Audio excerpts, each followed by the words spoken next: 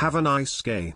Hey, beautiful. It's Wednesday, March 31st, 2021. Welcome to Have a Nice Gay, the socks fresh from the dryer for your ears. I'm Chris Hagee from the podcast We Read Movies, and I'm here with my friend Kyle from Gayish.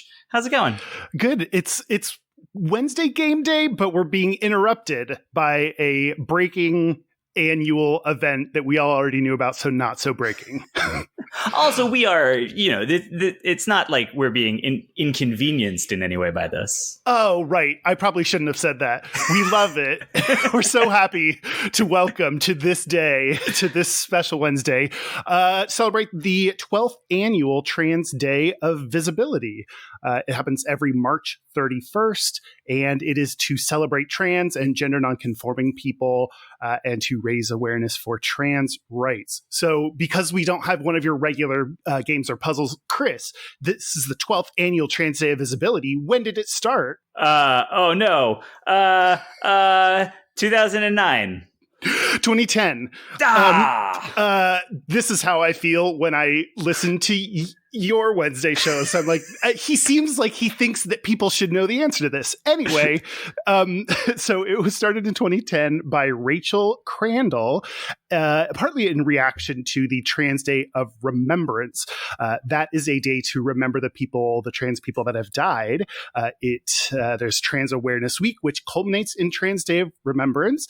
And Rachel is a trans woman activist, and she decided that, we have a day to celebrate the people that have died, but we need a day to celebrate the living because, of course, trans people and issues surrounding trans people are very much a current day thing.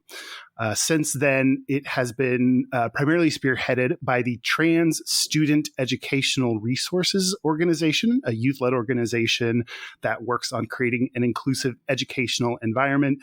But there are a lot of other groups that do events, so it is a kind of social media fueled, lots of people kind of celebrating in their own way. But I want to tell you a little bit more about the Trans Student Educational Resources Group because it's so rad what that group is doing. They were formed in 2011 by two 16-year-old trans women, Eli Ehrlich and Alex Sinello. I should have read those once before I did it right now. They, among other things that they do, like scholarships and educational resources, they put together the Gender Unicorn. Have you seen that Gender Unicorn infographic? I actually have not, and I consider myself like pretty up on stuff, but no, I have not seen this. Well, you, like our audience, can go to transstudent.org/gender.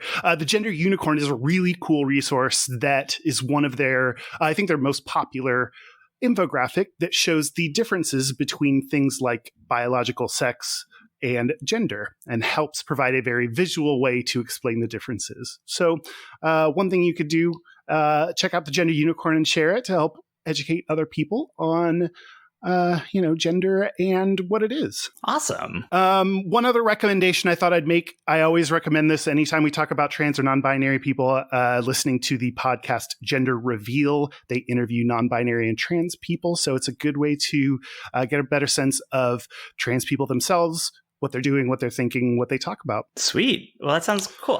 That's a podcast that I have not listened to yet. So I'm going to, on this day. On this day of visibility. Yeah. Well, that's it for Have a Nice Gay. Join us tomorrow for another Thankful Thursday. We are Have a Nice Gay Pod on all social media, and our website is haveanicegay.com. Tell us what you did to celebrate Trans Day of Visibility. We would love to read it on the air. Please email that to haveanicegaypod@gmail.com. Until tomorrow, have a nice gay, Kyle. Have a nice gay, Chris. Have a nice gay.